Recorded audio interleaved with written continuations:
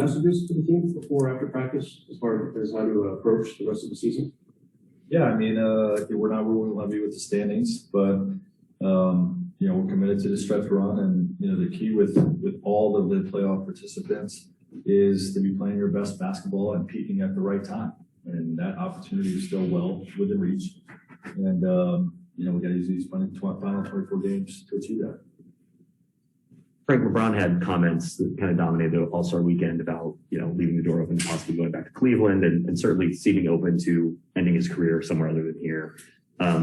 There's other stuff that you know about, but I'm curious if that amount of noise made it hard for you to separate and kind of get away for All-Star and get kind of the reset that you're looking for going into the break.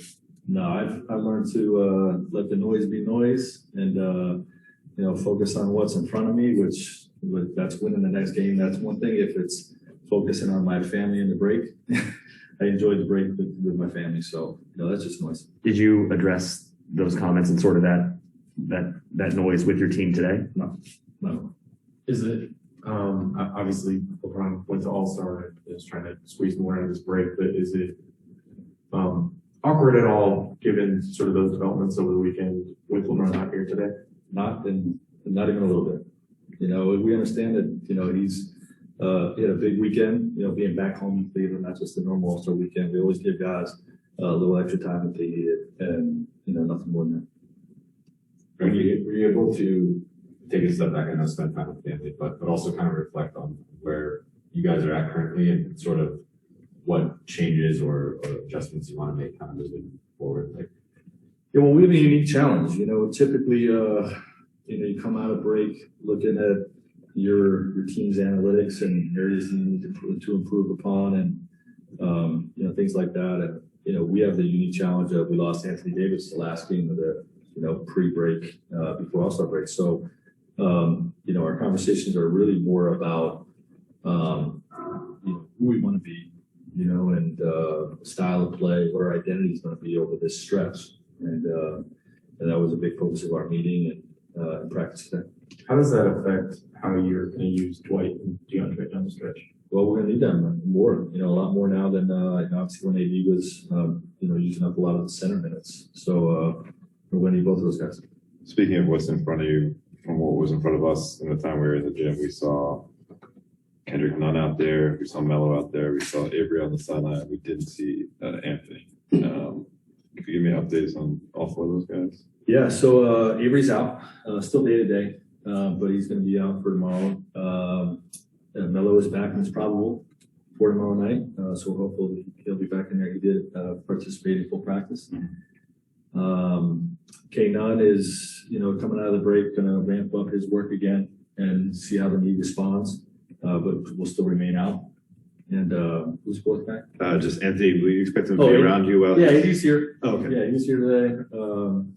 Moving around gingerly without crutches, but obviously it's going to be a long road for him. Frank, what worked when you had LeBron playing the five, and it seemed like he and Russ were developing some chemistry in that stretch without AD back in January.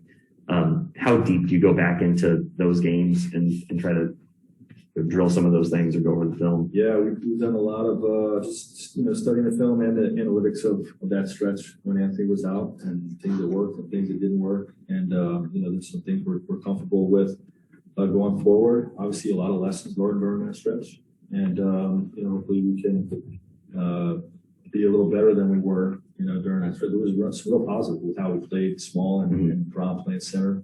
Whether that becomes a full-time thing, it's probably better to be more of a hybrid of using that lineup in doses. But definitely, we definitely looked at that stretch of our season to evaluate, who we're going to be going forward.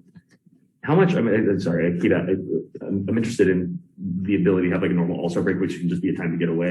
Did you have to spend more time at the office, so to speak, over this break because the first half of the season ended with such a major development with AD being out? I would say I started a day sooner.